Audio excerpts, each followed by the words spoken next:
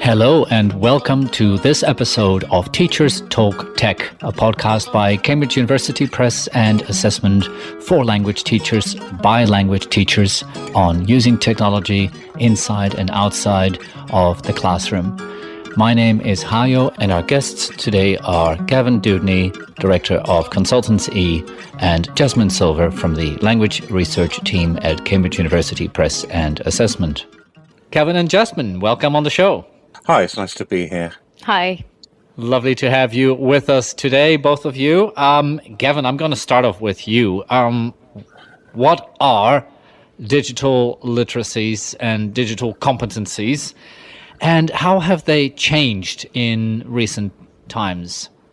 Fantastic to start off with such an easy question. Thank you. So, as you've just pointed out, we've got a couple of little bits of terminology here. The first, digital literacies, the second, digital competencies. And I think a lot of the people use those interchangeably. And we also see digital literacies coming in the kind of overarching picture of what has become known as 21st century skills. So I think they're all part of a similar picture. For me, digital literacies are a natural extension of our old school skills. So when I went to school, which was longer ago than I care to remember, we used to talk about the 3 R's in the UK in the education system, which were reading, writing and arithmetic. Only one of which actually starts with an R, but there we are. And as our use of technology has developed, we've seen this need to develop that concept further and to ensure that people are comfortable using technology, can use it to their benefit, and also use it safely. So, when I first started training teachers to use what was then just called the internet back in 1996, we quickly identified some needs that people had. One of the major needs was to be able to search effectively, and then as the internet grew, to be able to not only search but filter those results so that they could quickly get to what they wanted to go to.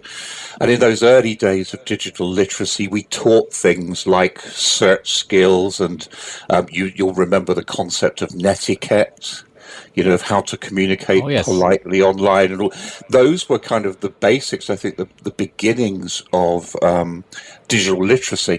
But we've been through a lot of development since then. We've been through what was called Web 2 or Web 2.0. We've had the introduction of social media. The web and online has become much more participatory, so people are not only consuming things but also producing them. And so that initial set of skills has expanded, I think, massively. So we have new things which are development of old things. So, for example, in a book that I wrote, we talk about hypertext literacy, which is kind of an extension of reading. So reading, for example, for language teachers and students used to be a very simple concept. We gave them texts, they read them, and then we did things with them. But reading on screen is a more complicated thing, because reading on screen tends to be multimodal. We have audio and video, we have advertisements, we have links to things within text. And so being able to navigate a text online requires a different level of literacy to being able to navigate a piece of text on a piece of paper or in a course book. Jasmine, how do you and your colleagues incorporate this notion of digital literacies into for example, the materials that you create?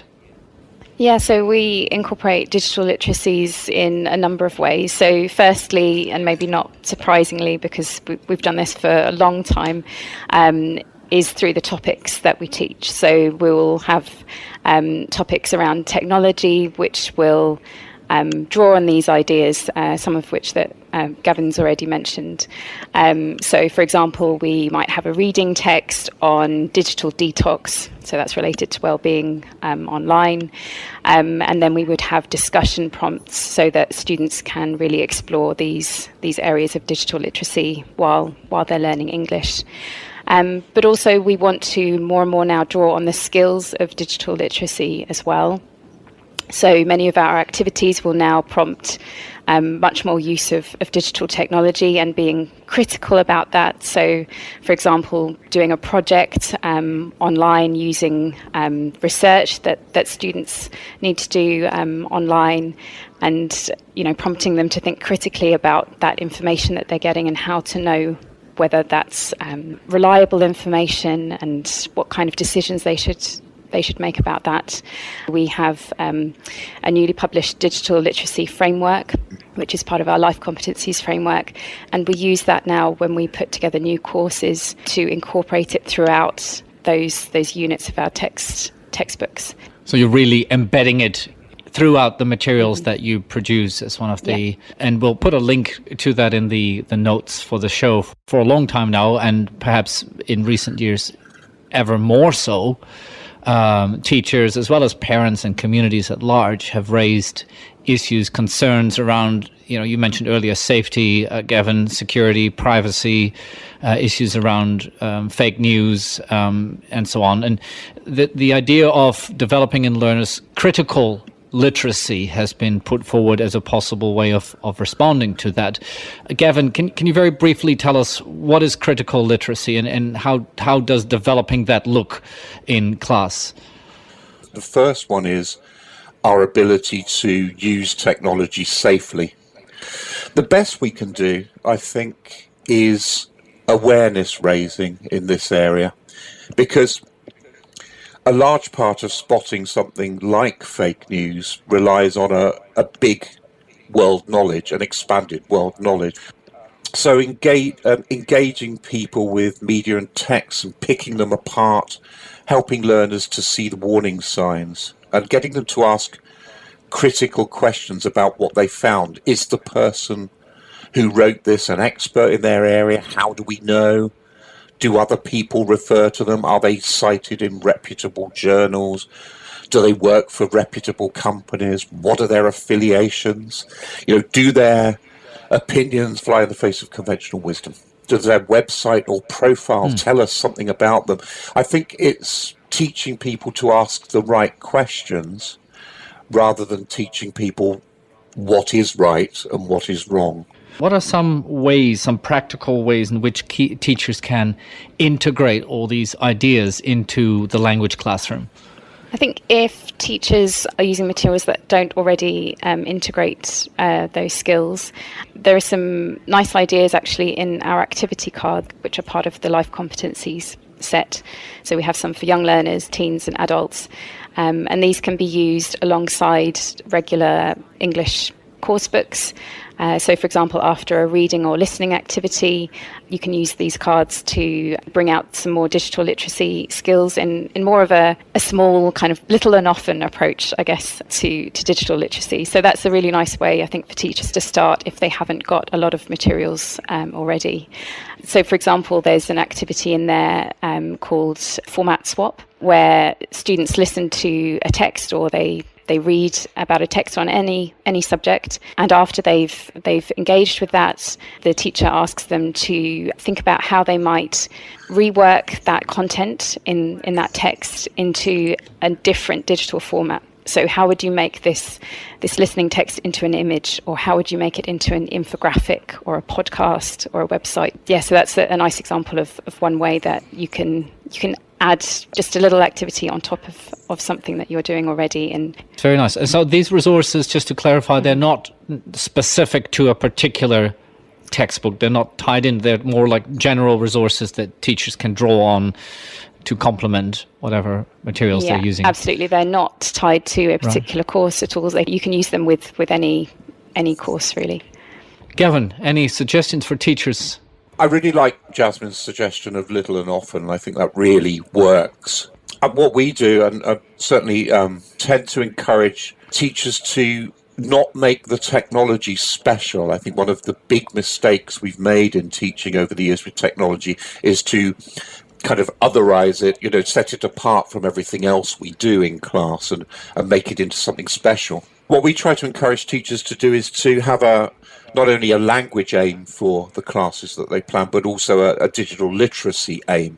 A typical example might be looking at, the present simple as a language aim, and then our digital aim might be fake news or how to spot fake news. And so what we do is, it's one of my absolute favourite activities, it involves sending students to fake websites, but not telling them that they're fake, ostensibly to gather some language information. My absolute favourite website for this is called the Pacific Northwest Tree Octopus, which is about this creature, the photographs of it living in trees and things like that. And what we do is, in this activity, is we send them off to collect some information, which they're then going to use in a language activity, which could be, making a poster, making a video, making a fundraiser video for the poor old Pacific Northwest Tree Octopus.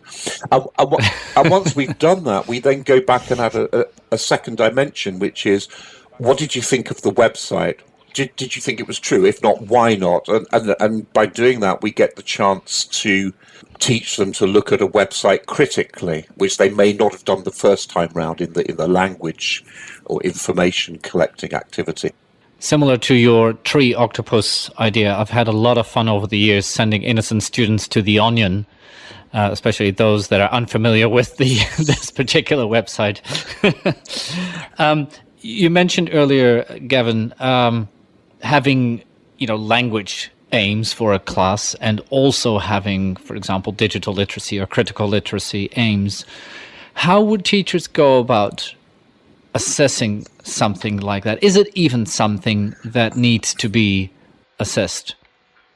Most of the time, we don't need to assess them because our primary aim, I think, is to help people learn languages rather than looking at whether their digital literacy is improving.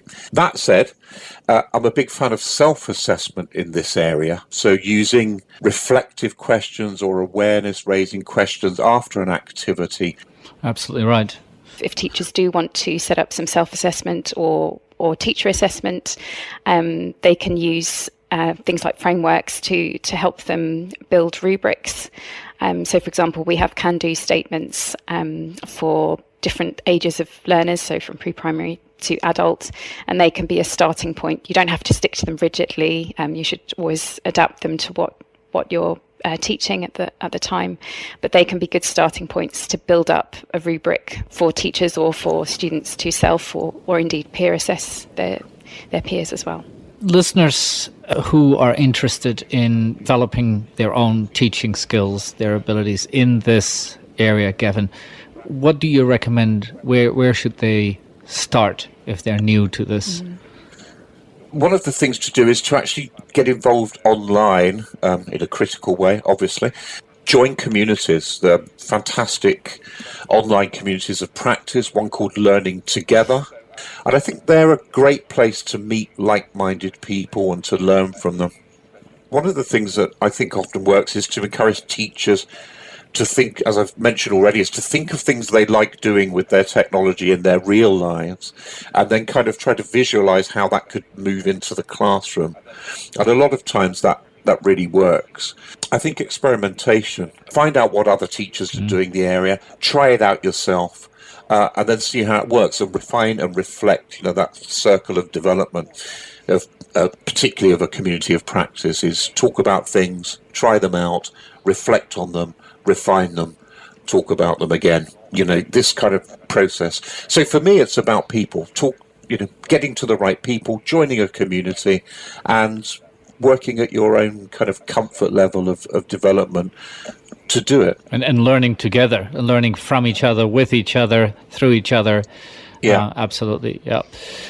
Jasmine, any further suggestions on how teachers can further develop their skills in this area?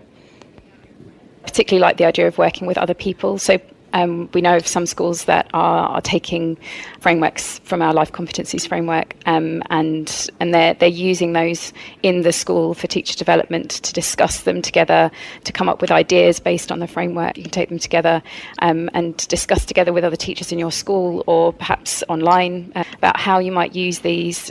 Talk about successes of when things have gone well, or equally when things haven't gone so well. To round off the conversation, Gavin, do you have for us one piece of invaluable wisdom from all your years of teaching and supporting teachers that you'd like to pass on? I'd like to talk a little bit about the first COVID lockdown. And the people who were most successful were the people who used the technology to carry on doing what they were doing brilliantly. And I saw one class which I will never forget, and it was a young woman teacher in Poland. She was on a unit about food. She was stuck in her apartment, everyone else stuck in their apartment. She took her laptop into the kitchen and she cooked a stir fry while she did her lesson, and ate it as well, which I thought was a brave secondary move. But it was an absolutely magical and engaging class. So my piece of advice is start small, work with a colleague if you can, and keep it simple. I love it. Keep it simple, share our stories, keep it human, and everything will be okay. Gavin and Jasmine, thank you so much for joining us. You're both lovely, and we'll see you in the next one. Thanks. Thanks very much. Thank you for listening, and check out the other conversations of the Teachers Talk Tech podcast by Cambridge University Press and Assessment.